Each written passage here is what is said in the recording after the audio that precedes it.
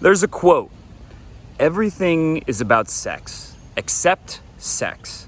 Sex is about power.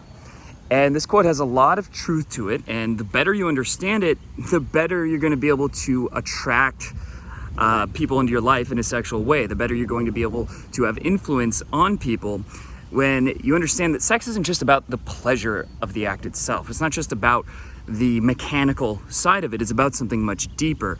It's about the power dynamics that are at play. And basically, if you're someone who represents a source of power, then having sex with you is appealing automatically. And if you represent someone who is, say, lower power than the person you're interacting with, then the idea of having sex with you means their power is going to be lower, and it's very unappealing. And this comes down to a few major factors. One of them is, of course, social status, wealth, things of that nature. If you're someone's manager, then you have a certain amount of power in that dynamic, and there's a desire that comes with that. Not necessarily a pure desire, not one that you should take advantage of, but there's a desire to have sex that comes with that. That's why I had a manager when I used to work at a fast food place who slept with all the female coworkers. And it's because he had status. Or professors in college, before it was against the rules in most colleges, they would sleep with students all the time. And it's not like professors a sexy profession, right? It's not like, ooh, professors, they're no, they're not like firefighters or something. But they have power in their in the dynamic of the classroom, right? They have power in that particular situation, and that makes them sexy in a way. Now, that's one level of it, is the external type of status. Another is, of course, just being good looking, being physically strong. That's a type of power as well, right? That implies power. And that's another aspect of it. But the third and the most subtle one, the one that people don't necessarily understand, the one that's the most neglected, but it's actually also the deepest, is the emotions that come with having power. The implicit power that comes with emotional status. Because we've existed as humans for hundreds of thousands of years, you could argue longer, but our brains haven't changed very much in hundreds of thousands of years, and yet humans have been having sex that entire time. That entire time they've been having sex. And most of that time, they didn't have the status that came with a manager position, or the status that came with a nice car, or being a DJ, or anything like that. What they could notice is the way people reacted to each other. That was it. It's how people react to you and how you react to other people. And certain behaviors imply that you're high power, and other behaviors imply that you're low power. When you understand this, you can leverage this to be someone who has power in the eyes of people you're attracted to, and that makes them desire to have sex with you. And sure, there's the just pure physiological side too. There's, arousal, sexual arousal as well, just for the fact of, like, say, physical touch or through eye contact, or any number of other things. That can also play a factor as well. But a lot of what sex is about is the feeling that having sex with you increases their power, that they're allying themselves with someone who is higher power, someone who has high status. And so think about the behaviors that a caveman or a cavewoman would display when it comes to high status versus low status, because that's what we respond to on a gut level. It's not the things that are newly invented in the last 100 years. It's the things that have been around for hundreds of thousands of years. So the way someone with low status would act, well, if they're talking to someone who's higher status than them, what would they do? They wouldn't be able to hold eye contact. They would look away and defer themselves as below them. They would not take any risks. They wouldn't say anything that could be offensive. They wouldn't act in a way that was them taking the lead, right? They would be submissive. They would follow others. They wouldn't be assertive. And this is true with the same sex as well as the opposite sex. Because if you were to, say, make a bold move or be sexually assertive with a member of the opposite sex, and you're a low status man, what does that mean is going to happen to you? What are the high status men of the tribe going to do? Well, because they're the highest status, they have first dibs, if you will, right? They get to pick who they want. You are encroaching on their women, basically, and they're likely to kick you out of the tribe or even murder you. That's the consequence.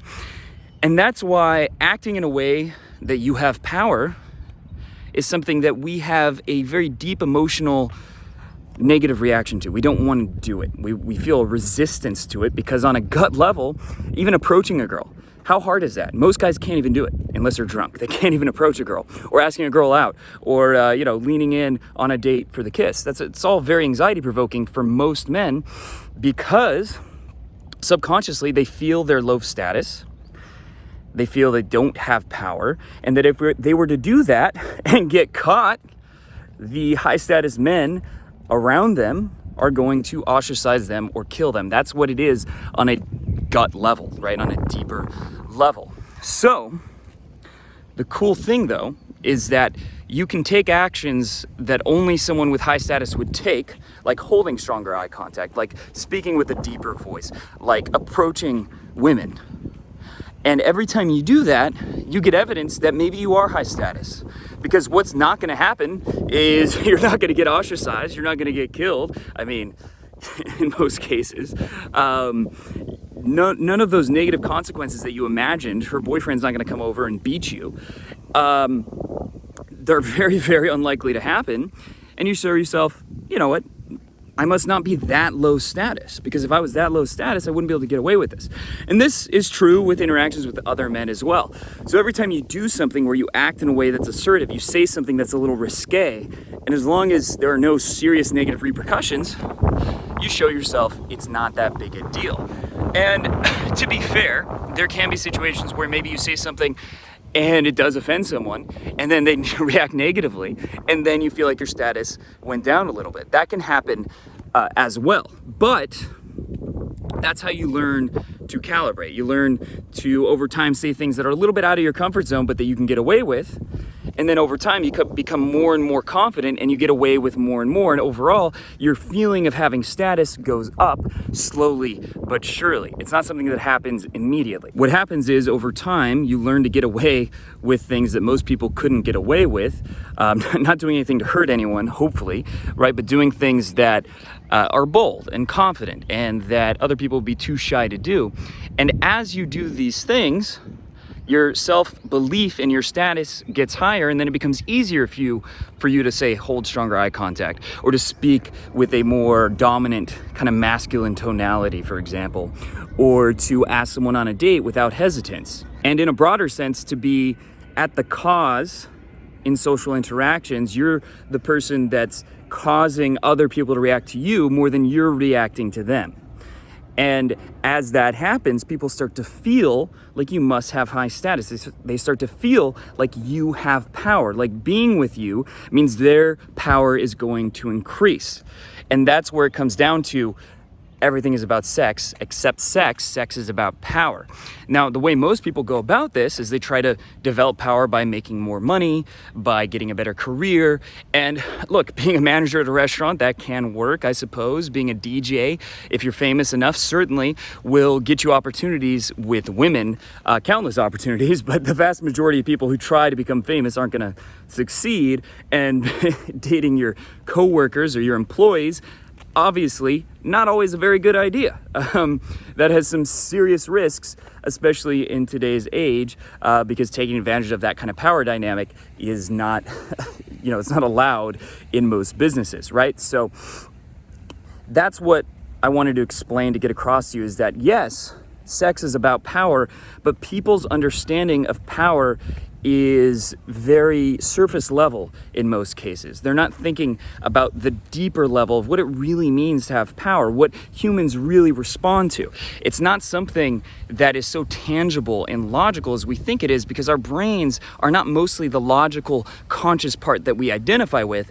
They're mostly something much deeper and more ancient in terms of evolution. So with that said, if you enjoyed this video and you want to see more content like this, make sure to subscribe to my channel and hit the bell button. If you want to do a deeper dive, check out my book. You can click the link below to check out my 300+ page book that is a complete guide to success with women, to dating success, to getting as many dates with you want, with the kind of girls that you probably think are out of your league, and how you can do that. So make sure to check that out if you want like a complete step-by-step actionable guide. I hope you enjoyed the video.